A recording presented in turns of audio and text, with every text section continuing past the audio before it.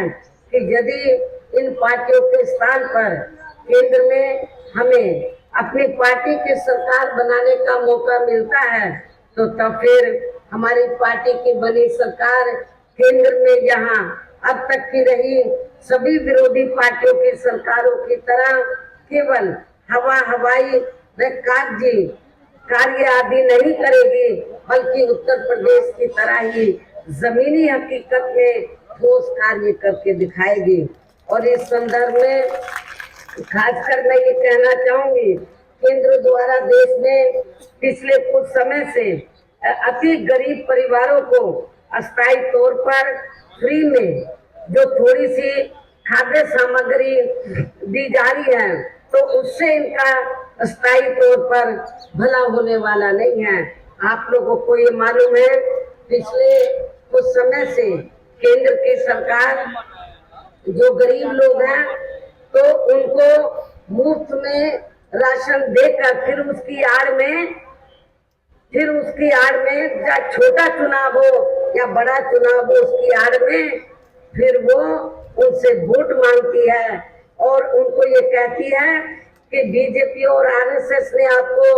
Free में ration दिया, इसके एवज में आप बीजेपी को वोट दीजिए, जिसमें रत्ती भर भी सच्चाई नहीं है, जिसमें तिल भर भी सच्चाई नहीं है। और इस संबंध में मैं आप लोगों को ये बताना चाहती हूँ कि पूरे देश में जो गरीब लोगों को फ्री में थोड़ा राशन दिया जा रहा है, तो ये बीजेपी आरएसएस की देन नहीं है, बल्कि पूरे देश में जो जनता टैक्स के जरिए केंद्र की सरकार को पैसा देती है, उस पैसे से ये फ्री में राशन आपको दिया जा रहा है। तो इसमें बीजेपी और आरएसएस की कोई मेहरबानी नहीं है, ये आप लोगों का ही अपना पैसा है। इसलिए आप लोगों को इनके बहकावे में बिल्कुल नहीं आना है। आप लोग अपना नमक खा रहे हैं, बीजेपी और आरएसएस का नमक नहीं खा रहे हैं। आप टैक्स से पैसा भारत सरकार के पास जो देते हैं, उससे आप लोगों को थोड़ा घना ये फ्री में राशन देते हैं। तो इसके भी बहकावे में आप लोगों को आकर अपना वोट बीजेपी को नहीं देना है। और वैसे भी इनकी ये यानी कि जो गरीब लोग हैं, इनकी ये जटिल समस्या देश में हर हाथ को काम देने से ही केवल दूर हो सकती है, जिसकी तरफ हमारी पार्टी की बनी सरकार विशेष ध्यान देगी। साथ ही देश में पिछले काफी वर्षों से आए दिन बढ़ रही गरीबी, बेरोजगारी व महंगाई आदि से भी जनता बहुत ज्यादा दुखी है, जिसे भी आर्थिक नीतियों में तब्दीली करके जरूर दूर किया जाएगा। धर्म की भी आड़ में पिछले कुछ वर्षों से खासकर मुस्लिम समाज के लोगों का द्वेष की भावना से जो उनका काफी ज्यादा शोषण व उत्पीड़न आदि किया जा रहा है, तो उसे भी जरूर रोका जाएगा।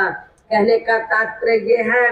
कि देश में इस समय हो रहे लोकसभा चुनाव में विरोधी पार्टियों के जारी किए गए उनके हवाई व प्रलोभन भरे चुनावी घोषणा पत्रों